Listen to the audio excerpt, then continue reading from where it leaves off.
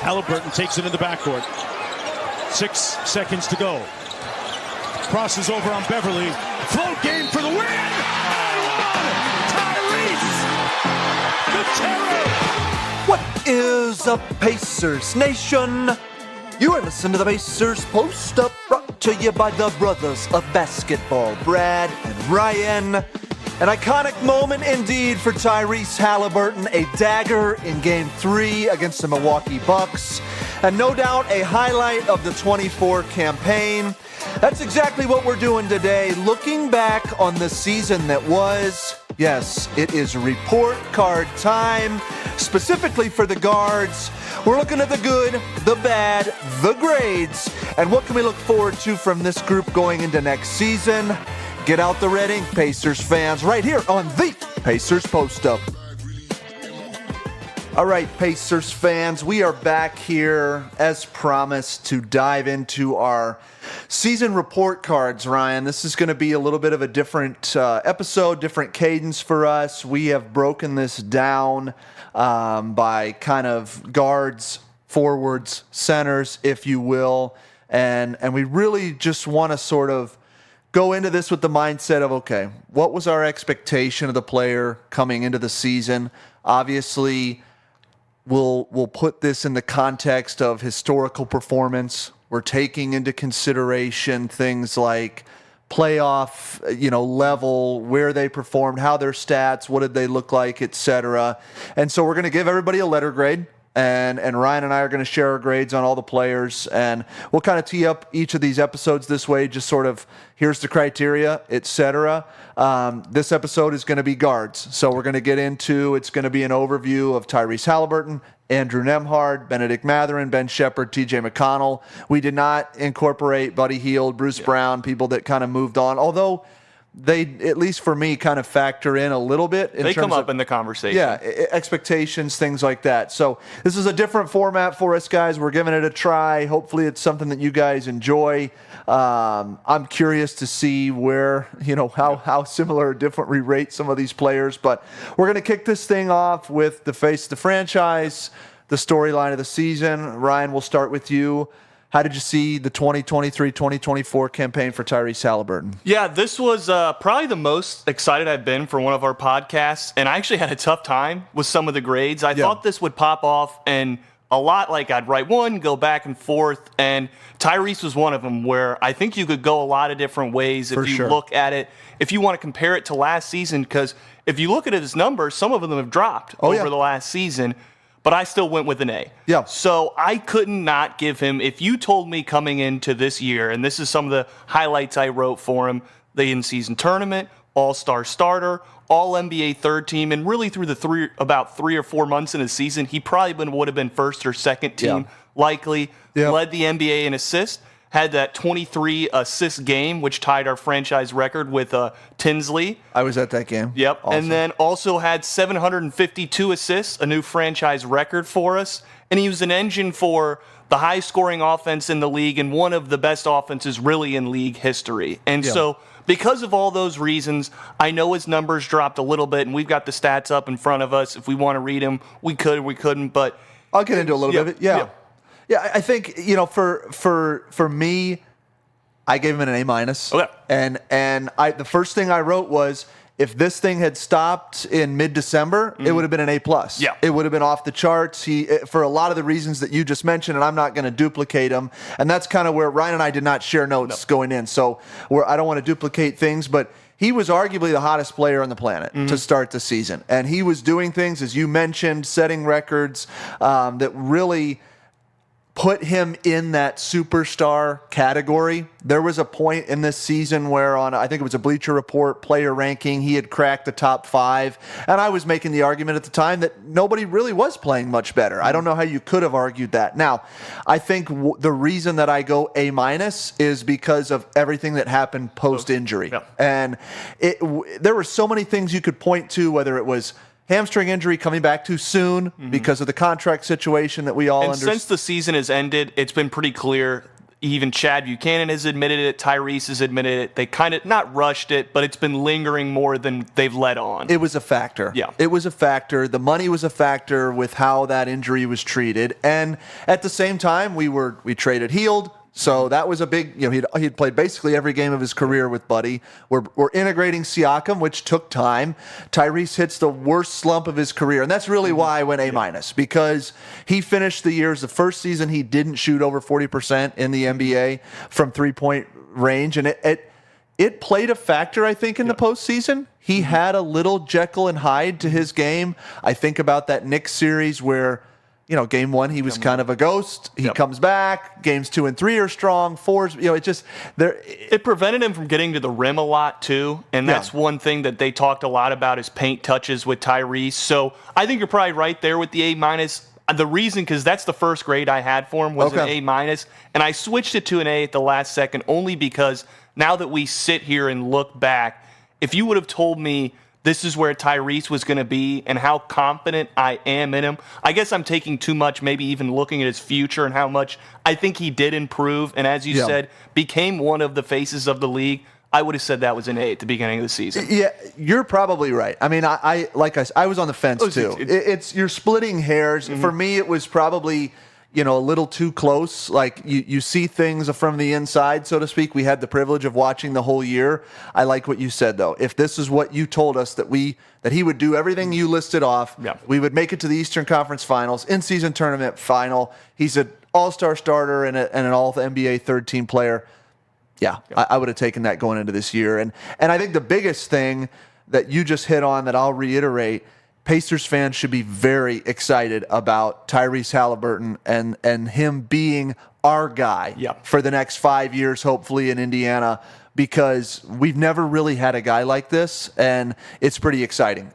So that's all in good there. We're going to kind of flip-flop the order, so I'm going to lead off here. The next one we've got our starting, I guess we'll call him starting two-guard, Andrew Nembhard. And this one, God, this was hard for me. This one was... That's what I said at the beginning. I thought I'd go into this and be like, and then all of a sudden I've got like 7 A's, and it's like, all right, I got to mix it up a little bit, so it's tough. Well, and Ryan kind of pulled a lot of stats for us going into this, and I was ready to go with a different grade, and the first thing that jumps out to me is he almost had an identical season by the numbers, regular season this year. His minutes were within 2. His points were 9.2 versus 9.5. Assists, 4.1 and 4.5. I mean, statistically, he didn't do anything really different in the regular season. Now, he came into this season and his roles changed. And that's where the Bruce Brown, Buddy Hield conversation starts to happen. I think it was very clear early on that Nembhard's skill set was so similar to Bruce Brown that you didn't really need Bruce. And that made him very tradable for all the reasons of the contract and money and whatever that we've talked about on this show before. I'll give the grade before I go on.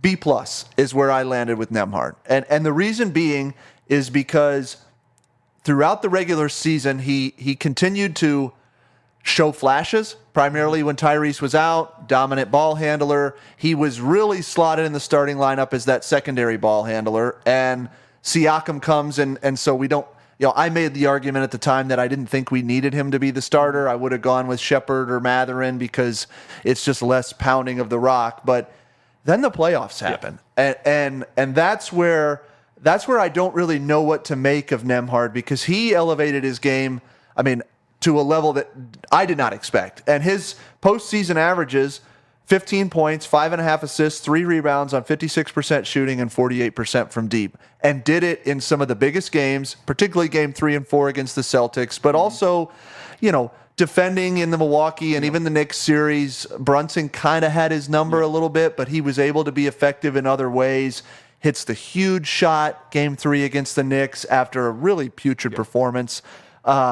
I put in my notes, secondary ball handler, top 2 on-ball defender on the team, and the lift in the playoffs was probably the greatest of anybody that we saw. So for me, it's a B+. Where did you have him? So we're going to have a few of these, I think. I was B+ as well. I really wanted to go A-, but I thought that might be just a little too much recency bias because of what you just kind of said. But it's been 2 years now in a row where Rick has decided he's the best two-guard fit next to Tyrese, which is really impressive because he was going to be the backup one, as you said, coming into this year, had competition with 3 other guards that are starting level in this league, and continually beat him.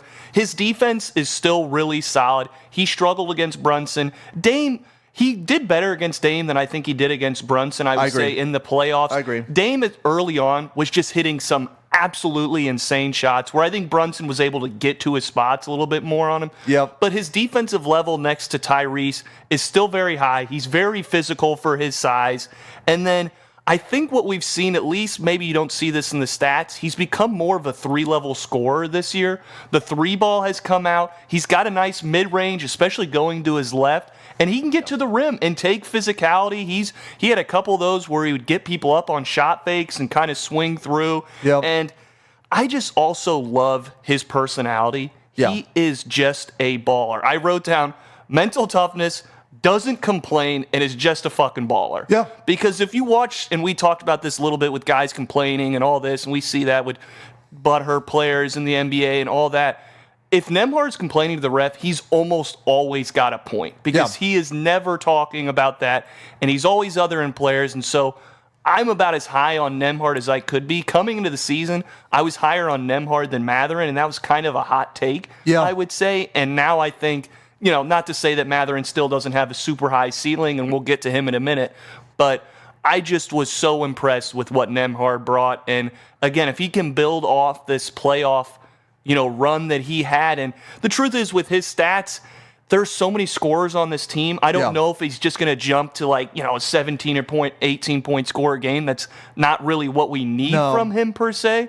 But that doesn't mean he couldn't do it. Well, what I love that you hit on is that 3-level scoring nature did blossom in the playoffs. I mean, he shoots 48% from 3 in 17 games. I mean, as a starting 2 and in a couple games without Tyrese.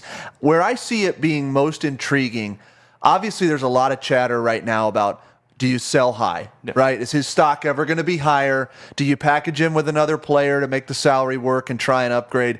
But some of our worst basketball this season was when defenses were selling out on Tyrese, blitzing him, bringing 2 to the ball, forcing quick action and decisions. If we can rely on Nembhard more as that primary ball handler, particularly with what you hit on with that penetration into the lane, that mid-range is a very confident shot for him, and I do think we need to figure out how, in an 82-game season, when you're talking about going on long playoff runs, Tyrese said it at the end of this year, the healthier team typically wins. So can we shoulder some of that load on Nembhard and let Tyrese play off ball more, get him more comfortable in that dynamic, I guess?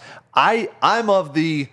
you know where I stand. I'm on the run it back. This kid's 24 years old. He's a dog. Like you said, he loves basketball. He can defend at a high level, which we need next to Haliburton. So I love Nembhard. B+ was as high as I could go just because the regular season was up and down. So cool. All right. I think that's it for him. We're going to move on to Mathurin. Mathurin was another, again, I don't want to keep saying this because these were tough.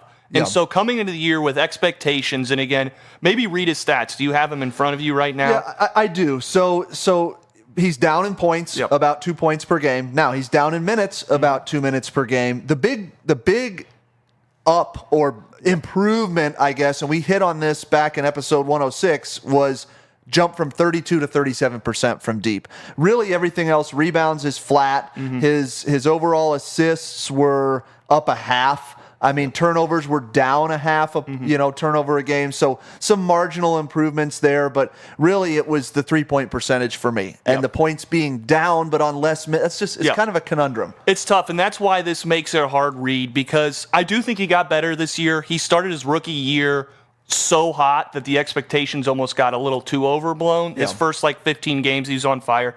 I gave him a C. Okay. So I don't want that to sound bad.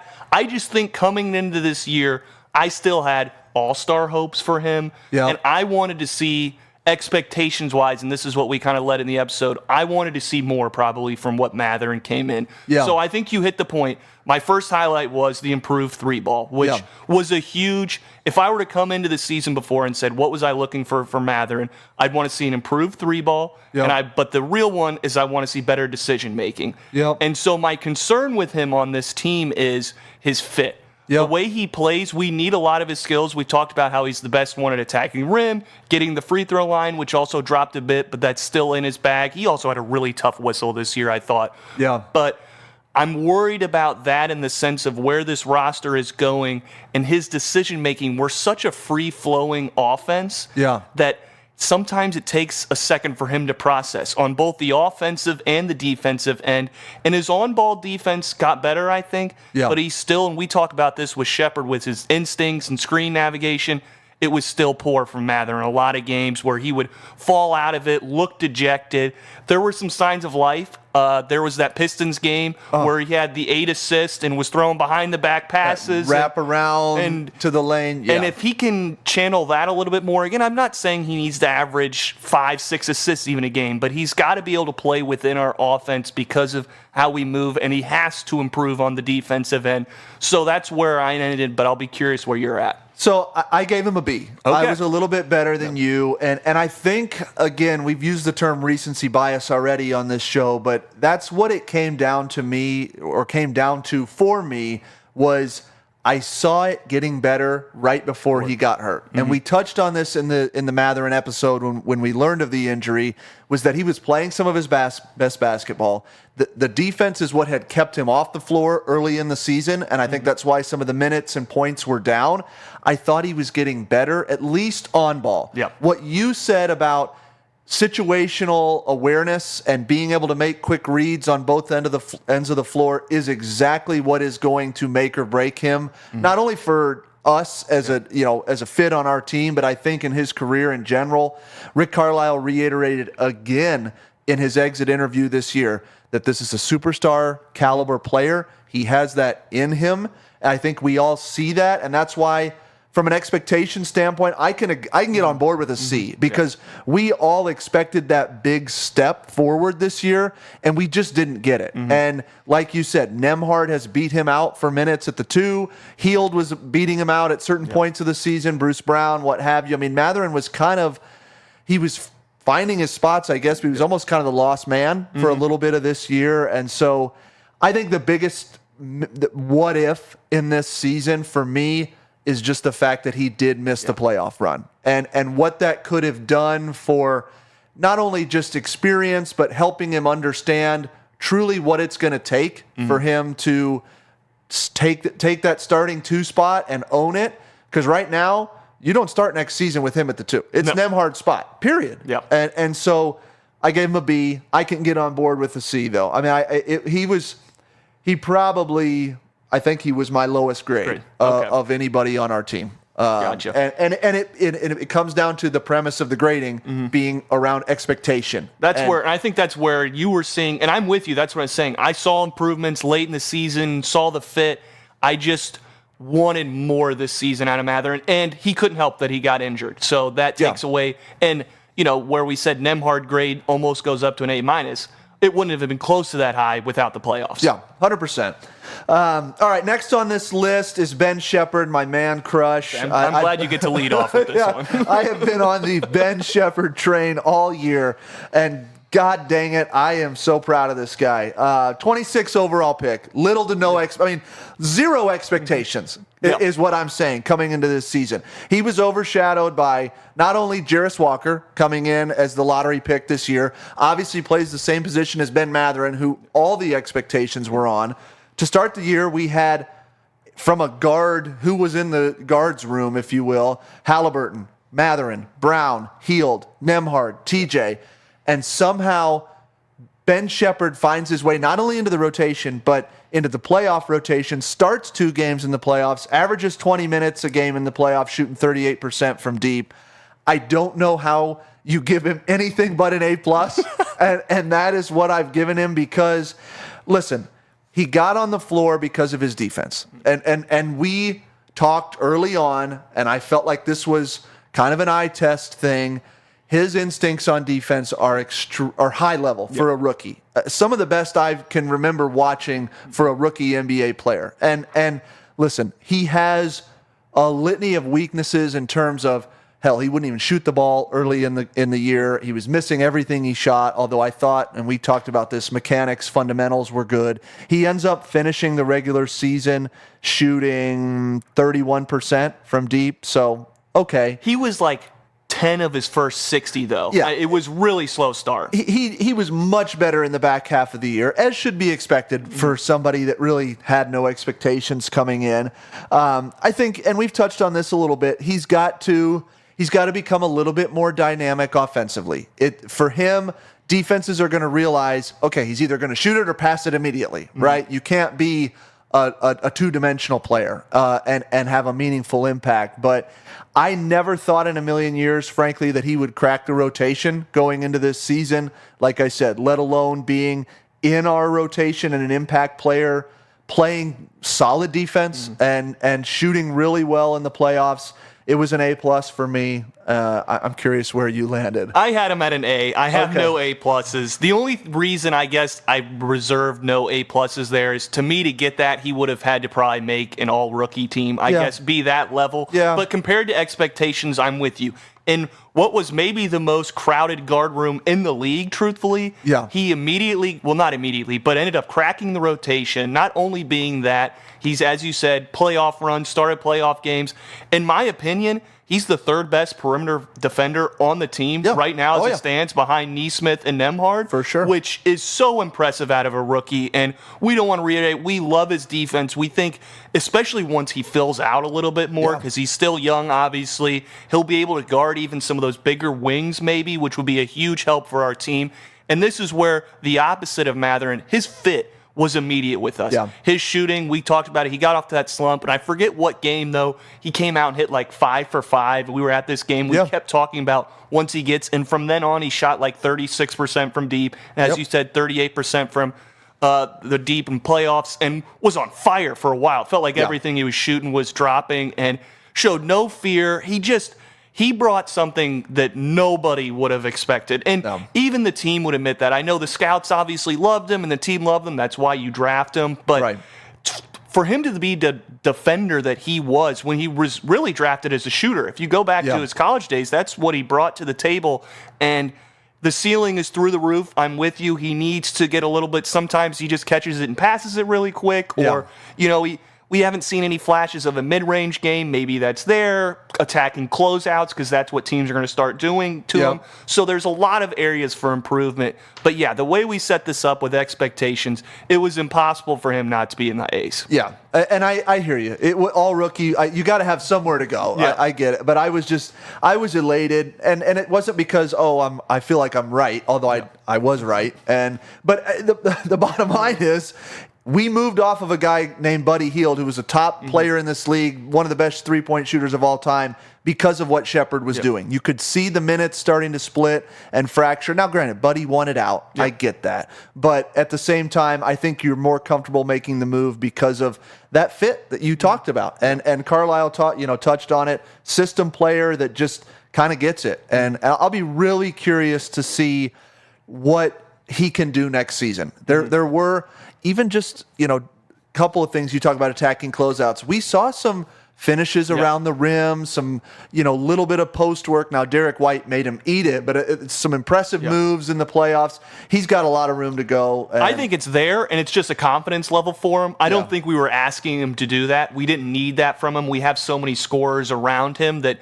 I don't think he felt that. But that'll be if we do like a next podcast where areas improvements, expectations for next year, that'd be something I think we'd want to see from him. 100%. All right, who's next? All right, we're on to TJ, and this is a fun one because I think the gut reaction from everybody would just to be give TJ's A's or A pluses just because of how good he was in the playoffs, how much fun he was this year, re-earning his spot, although I never thought he really lost it. Right. I gave him a B+. I hope that does not sound low. I only say that because coming into the season, I thought he was a really fucking good player. Yeah. I didn't, and I thought he was awesome. I thought he was a six-man of the year candidate for the last couple years for us. Yep. He has been, and I've said this on the podcast, he was my favorite player on the team for probably 3 or 4 years straight there, up until we got basically Tyrese because of the energy, the fun. The real thing he did for me this year that maybe if you wanted to argue hires, he proved it in the playoffs. Yeah. We all know what he does with getting to the rim. He's got the most unstoppable shot in the game now. He has elevated. He's a 36.8% three-point shooter with the Pacers. 3J is wild. Still there. Just wild. Which is good. I mean, it's all open stuff, and it's such a slow release. But to me, it was compared to last year, there was when we first started that game, that first Bucks game, he actually looked horrible. I don't know if you remember. And I was nervous because I've said this on the podcast too. That Heat series in the bubble, the last playoffs he was in, he basically got run off the floor. He was averaging 2 points, 2 rebounds, 2 assists in like 12 or 13 minutes a game. It was only 9 minutes a game. There He you only go. played 3. Well, as I say, and he didn't even finish the series for us. And there was questions of, can he elevate his game? Is he one of those guys who is bringing it so much during the regular season that when everybody else amps up their game, does he lose it? And that was clearly not the case. We had the best bench in the league all year. We had the best bench in the playoffs. He, and we'll get to Obi, I guess, really won us some games. Actually just had some monster performances. His ability to get in front of everybody. He played good defense on both Dame and Brunson at times. Is kind of your, okay, we're going to give a little bit of a rest to either Nesmith or Nembhard. And I can't imagine a more lovable player than him either. I don't know if that plays into these, but I thought his season was awesome. Just to be the catalyst, he is the heart of this bench, the best bench in the league. And I wish I could give it higher. The only reason it's not is, like I said, the expectation was high for him coming in. Well, it's funny you say that because I had different expectations of him coming in. I was more so on the, okay, Andrew Nembhard has shown potential. I really wanted Mathurin to secure that starting 2 spot. And so I was of the mindset that, TJ is a great veteran. You love his energy. He's a perfect locker room guy. The fans love him, all the things you said. But I was kind of okay with him being the 3rd string, 11th, 12th guy on this team. And it was apparent very early in the year that his play was not going to allow that to happen. And you could not keep him off the floor. No. That's what I wrote in my notes, is you literally couldn't keep him off the floor. I actually wrote, forced Carlisle's hand to get him on the floor. And it was because he came in, it was instant pace, instant energy. He absolutely, about halfway through the season, started to just dominate offensively. And there is some of that recency bias. So I gave him an A. That expectation-wise, I gave him an A because my expectations were lower. I thought he was in the top 3 or 4 guys from a 6th man of the year consideration. I feel like the only reason he wasn't thrown around with the Malik Monks and the Naz Reids, Bobby Portises, was due to his minutes. And because we had other ball handlers, Haliburton, Nembhard, etc. I just feel like if he had played 25 minutes a game instead of 18, he would have had the stats to suggest, okay, this guy should be, obviously up at the top. And he never even cracked I know the betting lines are different than the reporters that vote on it and what have you, but he ends up shooting 40% this year from deep. The 3J was awesome. The celebration is electric. It just, everything that he does adds value to this team. He rarely, and we haven't even talked about his signature steals. He had some of those in every series that ended up being pivotal plays. I think about the Knicks one in Game 7 was, my God. With the Nesmith finish. I mean, it really put the dagger in the Knicks. It was a 5-point swing because Nesmith had just hit a pull-up J and then gets the 3-point play. So I just feel like he did a little bit of everything this year.